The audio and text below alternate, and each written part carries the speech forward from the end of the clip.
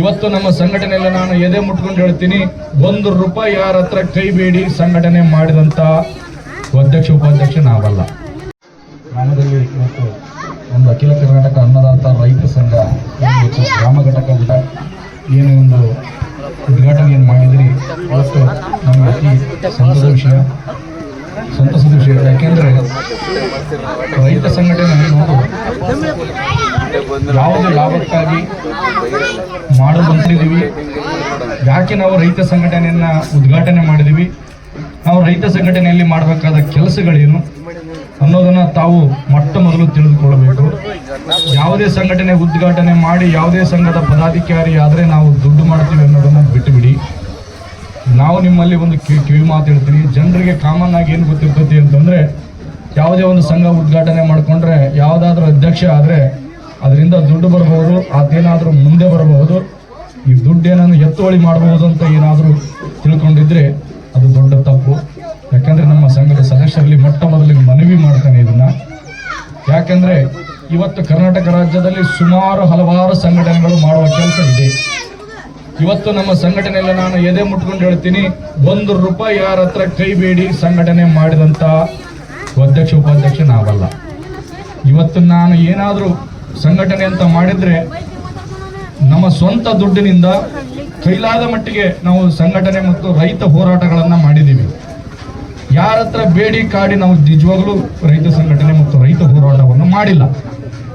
ಇವತ್ತು ರೈತ ಸಂಘಟನೆ ಅಂದ್ರೆ ಏನಂತ ತಿಳ್ಕೊಂಡಿದ್ದಾರೆ ರಾಜ್ಯದಲ್ಲಿ ಅಂದ್ರೆ, ತಾವು ಪದಾಧಿಕಾರಿ ಆಗೋದು, ಎತ್ತುವಳಿ ಮಾಡೋದು. ಆ ಕೆಲಸ ನಮ್ಮ ಹತ್ರ ಇಲ್ಲ. ನಮ್ದು ಏನಿದ್ರು ರೈತ ಹೋರಾಟ, ರೈತನಿಗೆ ಕಷ್ಟ ಬಂದಾಗ, ಬೆಳೆದಂತ ಬೆಳೆಗೆ ಬೆಲೆ ಸಿಗದಿದ್ದಾಗ ರೈತ ಕಷ್ಟಗಳಿಗೆ ಹೋರಾಟ ಮಾಡುವುದು ನಮ್ಮ ಧರ್ಮ. ಅದು ನಮ್ಮ ಸ್ವಂತ ಖರ್ಚಿನಲ್ಲಿ. ಯಾವುದೇ ಲಾಭಕ್ಕೋಸ್ಕರ ನಾವು ರೈತ ಹೋರಾಟ ಮಾಡ್ತೀವಿ, ರೈತ ಸಂಘಕ್ಕೆ ಸೇರ್ತೀವಿ ಅನ್ನೋದು ದೊಡ್ಡ ತಪ್ಪು. ಅದನ್ನ ಯಾವ ಉದ್ದೇಶನೂ ಇದ್ರೆ ನಾನು ಡೈರೆಕ್ಟ್ ಆಗಿ ಹೇಳ್ತಾ ಇದ್ದೀನಿ, ಯಾವುದೇ ಮುಚ್ಚುಮರೆ ನನ್ನ ಹತ್ರ ಇಲ್ಲ. ನನ್ನ ಪರಿಚಯ ನಿಮಗೆ ಇರಬಹುದು, ಇರದೇ ಇರಬಹುದು. ನಾವು ಫೇಸ್ ಟು ಫೇಸ್ ನನ್ನ ಹೆಸರು ಶರಣಪ್ಪ ಕೊತ್ತಲು ಅಂತ ಕೇಳಿರಬಹುದು. ನಾವು ಯಾರಿಗೂ ಎದುರವರು ಅಲ್ಲ. ಸಂಘಟನೆ ರೈತ ಹೊತ್ತು ರೈತರಿಗೆ ಬೆಲೆ ಅಷ್ಟೇ. ನಾವು ಬೇರೆ ಯಾವುದೇ ಒಂದು ದೃಷ್ಟಿ ಇಟ್ಕೊಂಡು ರೈತ ಸಂಘಟನೆ ಮಾಡಿಕೊಂಡು ನಾವು ಬದುಕ್ತೀವಿ ಅನ್ನೋದನ್ನ ದಯವಿಟ್ಟು ತಲೆಗೆ ತಕ್ಕೊಂಬಿಡಿ. ದಯವಿಟ್ಟು ನಾನು ಒಂದು ಮಾತು ಹೇಳ್ತೀನಿ, ರೈತರಿಗೆ ಯಾವುದೇ ಕಷ್ಟದ ಸಂದರ್ಭದಲ್ಲಿ ನೀವು ಏನೇ ಒಬ್ಬ ಬಡ ರೈತ ಕಷ್ಟ ಬಂತು ಅಂತಂದ್ರೆ ನೀವು ರೈತ ಸಂಘಟನೆ ಏನೋಗಿ ಅವನ ಬೆನ್ನಿಂದ ನಿಲ್ತಿರೋ ಅದು ರೈತ ಹೋರಾಟ. ಯಾರೇ ಲಾಭಕ್ಕೋಸ್ಕರ ನಿಲ್ತಿರೋ ಅದು ರೈತ ಹೋರಾಟ ಅಲ್ಲ. ದಯವಿಟ್ಟು ನೀವು ತಿಳ್ಕೊಳ್ಳಿ. ಯಾವುದೇ ರೈತನಿಗೋಸ್ಕರ ನಾವು ರೈತ ಬೆನ್ನೆಲುಬಂತ ದೇಶದ ಎಲ್ಲರ ಸರ್ಕಾರಗಳು ಹೇಳ್ತೇವೆ, ರೈತನ ಮೊದಲೇ ಉದ್ಧಾರ ಆಗಿಬಿಡಲ್ಲ. ರೈತ ಸಂಘಟನೆ ಉದ್ಘಾಟನೆ ಮಾಡೋದು ಯಾಕಂದ್ರೆ ರೈತನ ಸಬಲೀಕರಣಕ್ಕೋಸ್ಕರ. ಒಂದು ಇವತ್ತು ಈ ಬೋರ್ಡನ್ನು ಉದ್ಘಾಟನೆ ಮಾಡಿದ್ದೀವಿ. ಈ ಉದ್ಘಾಟನೆ ಜೊತೆಗೆ ನಮ್ಮ ಊರಿನ ಹಿರಿಯರು ಮತ್ತು ಇಲ್ಲಿರ್ತಕ್ಕಂಥ ಎಲ್ಲರೂ ಮತ್ತು ಈ ಸಂಘದ ಸದಸ್ಯರು ಇವರಿಗೆಲ್ಲರಿಗೂ ಅಭಿನಂದನೆಗಳನ್ನು ನಾನು ಸಲ್ಲಿಸ್ತೀನಿ. ಇವತ್ತು ಈ ಊರಿನ ವಿಶೇಷತೆ ಏನಂತಂದ್ರೆ, ಇವತ್ತು ಈ ಊರಿನ ಗ್ರಾಮ ದೇವತೆ ಹಬ್ಬದ ದಿನ ನಮ್ಮ ಮನೆ ದೇವ್ರನ್ನ ಇವತ್ತು ಜಾತ್ರೆ ಐತಿ. ಅಲ್ಲಿ ಹಂಗೈತಿ, ಇಲ್ಲಿ ಹಿಂಗೈತಿ. ಆದ್ರೆ ಎಲ್ಲಕ್ಕಿಂತ ಜಾತ್ರೆ ಅವರ ಶ್ರೇಷ್ಠತೆ ಅಂತಂದ್ರ, ನಾವೇನು ಅನ್ನದಾತರಿಗೆ ಶ್ರಮಿಸ್ತೀವಿ, ನಮಗೋಸ್ಕರ ಯಾರು ಕಾಯ್ತಾ ಇರ್ತಾರೋ ಅವ್ರಿಗೆ ಫಸ್ಟ್ ನಾವು ಬೆಲೆ ಕೊಡಬೇಕು ಮತ್ತು ಅವ್ರಿಗೆ ನಾವು ದುಡಿಬೇಕು. ಇವತ್ತು ನಾನು ಲೇಟ್ ಆಯ್ತು, ಮುಂಜಾನೆ ಬೆಳಗ್ಗೆಪ್ಪ ನಮ್ಮ ಮನೆಯಾಗ ನಮ್ಮ ಊರು ಜಾತ್ರೆ ಎಲ್ಲಪ್ಪ ಬಹಳಷ್ಟು ಜನ ಈ ಇವ್ರು ಯಾರು ನಮ್ಮ ದೇವಮ್ಮರ ಮನೆಗೆ ಬಂದಾಗ ಇವ್ರು ರೈತ ಸಂಘ ಮಾಡ್ತಾರ ಅಥವಾ ಇವ್ರು ಹೆಂಗ, ನಾನು ಇದ್ದಿದ್ದಾಗೆ ನೇರವಾಗಿ ಹೇಳಿದೆ ನಾನು ಅವ್ರ ಹುಡುಗರಿಗೆ, ನಮ್ಮ ವ್ಯವಸ್ಥೆ ಹಿಂಗಿದೆ, ನೀವು ಇದಕ್ಕೆ ಮಾಡ್ರಿ. ಮತ್ತೆ ನಮ್ಮ ಸಂಘಟನೆ ಮಾಡ್ಬೇಕಂತ ಏನಿಲ್ಲ. ನೀವು ಯಾವುದೇ ಸಂಘಟನೆ ಮಾಡಿದ್ರು ನಾವು ಹೊಸಲು ಟೌನ್ಗೆ ನಾವು ಮರ್ಯಾದೆ ಕೊಡ್ತೀವಿ. ಯಾರೇ ಇದ್ರು ಕೂಡ ರೈತ ಕಷ್ಟ ಅಂತ ಬಂದ್ರಪ್ಪ ಅಂದ್ರೆ ನೀವು ಸಹಕಾರ ಮಾಡ್ರಿ, ನಾವು ಸಹಕಾರ ಮಾಡ್ತೀವಿ. ಇದು ನಮ್ಮ ಸಂಘಟನೆ ಅಂತ ಯಾವುದೇ ಸಂಘಟನೆಗಿದ್ರು ಕೂಡ ರೈತ ಅಂತ ಬಂದ್ರಪ್ಪ ಅಂದ್ರೆ ಎಲ್ಲರೂ ಬೆನ್ನು ಕೊಡ್ತಕ್ಕಂಥ ಕೆಲಸ ಆಗ್ಬೇಕಪ್ಪ ಅಂತಂದು ಅವತ್ತು ನಾನು ನೀವು ಹುಡುಗರು ಕಿವಿ ಮಾತು ಹೇಳ್ತೀನಿ. ಯಾಕಪ್ಪ ಅಂತಂದ್ರೆ ನಿಮಗೆ ಇನ್ನೊಂದು ನೆನಪಿರಲಿ, ಇವತ್ತು ಊರಲ್ಲಿ ಇರ್ತಕ್ಕಂಥ ಜನಗಳು ಇವತ್ತು ನಾವೆಲ್ಲ ರೈತರಿಗೆ ಒಳ್ಳೇದಾಗ್ಲಿ ಅಂತ ಕಲ್ತೀವಿ, ಇಷ್ಟು ಜನ ಕಲ್ತಾರ. ಅದೇ ಯಾವ್ದಾದ್ರು ಒಬ್ಬ ಪಕ್ಷದತ್ತ ಒಬ್ಬ ಏನಾರ ಮಾಡ್ತಾನಪ್ಪ ಅಂದ್ರೆ 100 ಮಂದಿ ಅಲ್ಲಿ ಕಾಯ್ತಾರ. ಅವ್ರು ನಿಮಗೆ ಅನ್ನ ಹಾಕಲ್ಲ. ನಾವು ರೈತರು ಬೆಳೆದಿರ್ತಕ್ಕಂಥ ಅನ್ನನ ತಿಂದು ರಾಜಕಾರಣ ಮಾಡೋಂಥವ್ರು. ಅದಕ್ಕೆ ನಾವು ಅನ್ನದಾತರು, ಅವ್ರ ಉಸುರು ನಾವು. ಒಂದ್ ವೇಳೆ ನಾವೇನಾದ್ರೂ ಅನ್ನ ಹಾಕೋದು ಅನ್ನ ಬೆಳೆಯೋದು ಬಿಟ್ರಪ್ಪ ಅಂತಂದ್ರ ಯಾರು ರಾಜಕಾರಣಿಗಳು ಇರಲ್ಲ ಅಥವಾ ಯಾವ ಕಂಪ್ನಿಗಳು ಇರಲ್ಲ, ಯಾವ ದುಡ್ಡು ಏನು ತಿನ್ನೋಕ್ಕಾಗಲ್ಲ.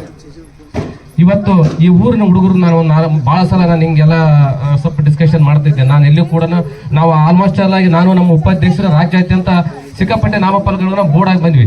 ನಾವು ಬೋರ್ಡ್ ಆಗಿ ಬಂದ್ಮೇಲೆ ಒಳ್ಳೆ ಒಂದು 3 ತಿಂಗಳು 6 ತಿಂಗಳು ಚೆನ್ನಾಗಿರ್ತೈತಿ. ಆಮೇಲೆ ಒಂದು ಯಾವ್ದಾರ ಒಂದು ಸ್ಟ್ರೈಕ್ ಕರೀತಾರೆ. ಆಮೇಲೆ ಅವ್ರು ಉಳ್ಕಿದ್ರೆ ಅವ್ರ ಪಂತಿಗೆ ಅಡ್ರೆಸ್ ಇರ್ಲಾರ್ದಂಗೆ ಹೋಗ್ತಿರ್ತಾರೆ. ಅಲ್ಲ, ಯಾಕಂದ್ರೆ ವಾಸ್ತುಸ್ಥಿತಿ. ಆದ್ರೆ ನಾವೇನು ಬಲವಂತವಾಗಿ ನೀವು ಅದನ್ನೇ ಮಾಡ್ರಿ ಇದನ್ನೇ ಮಾಡ್ರಿ ಅಂತ ಹೇಳಲ್ಲ. ಬಟ್ ಒಂದ್ ಹೇಳಬಲ್ಲೆ, ಅನ್ನ ತಿನ್ನೋರು ಅನ್ನ ಬೆಳೆಯರು ಇವ್ರದ್ದು ಅಷ್ಟೇ ಇರ್ತಕ್ಕಂಥ ಸಂಬಂಧ. ಅನ್ನ ಯಾವನ್ ತಿಂತಾನ ಅನ್ನ ಬೆಳೆಯರಿಗೆ ಅನ್ನದ ಋಣ ತೀರಿಸ್ತಕ್ಕಂಥ ಕೆಲಸ ಮಾಡ್ಬೇಕು. ಆದ್ರ ಅನ್ನ ತಿನ್ನೋನು ಅನ್ನ ಬೆಳೆಯರಿಗೆ ಮಣ್ಣು ತೀರಿಸ್ತಕ್ಕಂಥ ಕೆಲಸವನ್ನ ಇವತ್ತು ರಾಜಕಾರಣಿಗಳು ಮತ್ತು ಕೆಲವೊಂದಿಷ್ಟು ವ್ಯಕ್ತಿಗಳು ಮಾಡ್ತಾ ಇದ್ದಾರೆ. ಇದನ್ನ ಫಸ್ಟ್ ನಾವೆಲ್ಲರೂ ತಿಳ್ಕೊಬೇಕಾಗಿರ್ತಕ್ಕಂಥ ವಿಚಾರ. ಹೌದು, ಇವತ್ತೆಲ್ಲ ಇಷ್ಟೆಲ್ಲ ಆಗುತ್ತೆ. ಎಲ್ಲೂ ಸಿದ್ದರಾಮಯ್ಯ, ಎಲ್ಲೋ ಯಡಿಯೂರಪ್ಪ, ಎಲ್ಲೋ ಕುಮಾರಸ್ವಾಮಿ ಅವ್ರು ಏನಾರ ರೊಕ್ಕ ತಿಂತಾರೆ, ಏನ್ ರೈತರು ಬೆಳೆದಿರ್ತಕ್ಕಂಥ ಅನ್ನ ತಿಂತಾರ? ಇವತ್ತು ಹೆಂಗೈತಿ ವ್ಯವಸ್ಥಿತಿಗಳು ಅಂತಂದ್ರೆ, ಈಗ ನಮ್ಮಲ್ಲಿ ಅದ್ ನೋಡಿ ಕೇಳ್ರಿ, ಇಲ್ಲಿ ಒಂದು ಫಸ್ಟ್ ಅಳೆಯೋದು ಅವನ ಆ ಪಕ್ಷನ ಆ ಸಂಘಟನೆ ಮಾಡ್ಯಾನ, ಈ ಪಕ್ಷನ ಈ ಸಂಘಟನೆ ಮಾಡ್ಯಾನ, ಇವನ್ ಈ ಜಾತಿಯನ್ನು ಮಾಡ್ಯಾನ, ಅವನ್ ಜಾತಿಯನ್ನು ಮಾಡ್ಯಾನ. ಅನ್ನಕ್ಕೆ ಯಾವ ಜಾತಿ ಇಲ್ಲ. ಅನ್ನ ಯಾವನ್ ತಿಂತಾನ ಅವನೇ ನಿಜವಾದ ಜಾತಿ. ಅವನು ಅನ್ನದ ಬಗ್ಗೆ ಋಣ ಇಟ್ಟಿರ್ತಾನಪ್ಪ ಅಂದ್ರೆ ಅವನು ನಿಜವಾದ ಜಾತಿ.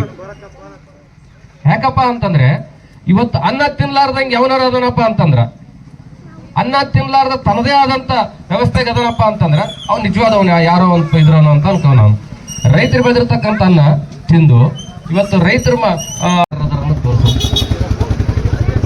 ರೈತರ ಬಗ್ಗೆ ಕಾಳಜಿನೇ ಇಲ್ಲ. ರೈತರ ಬಗ್ಗೆ ಕಾಳಜಿನೇ ಇಲ್ಲ. ನಿಮಗೆ ಹೇಳ್ತೀನಿ, ಯಾರ ರೈತಪ್ಪ ಏನಾರಪ್ಪ ಅಂತಂದ್ರೆ, ಇಲ್ಲಪ್ಪ ಆ ಪಕ್ಷದ ಮಾತಾಡ್ತಾನೆ, ಈ ಪಕ್ಷದ ಯಾವ ಪಕ್ಷದ ಯಾರು ಮಾತಾಡಲ್ರಿ. ಮಾತಾಡತ್ತ ಒಬ್ಬತ್ತ ಪಕ್ಷದ ಅನ್ನ ತಿನ್ನ ಪಕ್ಷದ ಅನ್ನ ತಿನ್ನತ್ತ, ಅನ್ನ ಬೆಳೆತ್ತ.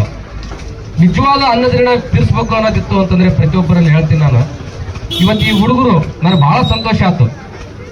ಹೆಂಗಪ್ಪ ಅಂತಂದ್ರೆ ಯಂಗ್ ಸ್ಟಾರ್ಸ್ ಏನಂತ ಇದ್ರು, ಇಲ್ಲ ಸರ್ ನಾವು ಮಾಡ್ತೀವಿ ಸರ್, ಒಂದು ಹೋರಾಟ ಮಾಡೋಣ ಸರ್, ಹೋರಾಟ ಮಾಡೋಣ, ಆಯ್ತು ಹೋರಾಟ ಮಾಡ್ರಿ.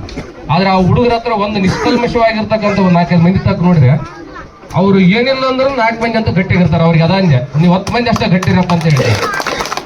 ಯಾಕಂದ್ರೆ ಫಸ್ಟ್ ನಮಗೆ 100 ಮಂದಿ ಎಲ್ಲೇ ಹೋಗ್ತೀವಲ್ಲ, ನಮ್ಮ ಮರ್ಯಪ್ಪ ಹೇಳ್ದ, ನಾವು ಎಲ್ಲಾರ ಹೋಗ್ಬೇಕಂದ್ರೆ ಹೋರಾಟ ಮಾಡ್ಬೇಕಂದ್ರೆ 100 ಮಂದಿನ ತೋರಿಸ್ಬೇಕು, 500 ಮಂದಿನ ತೋರಿಸ್ಬೇಕು ಅಂತಂದು ಏನಿಲ್ಲ. ಒಂದು 100 ಆಡ್ ಇರ್ತಾವ, 100 ಕುರಿ ಇರ್ತಾವ ನೋಡ್ರಿ,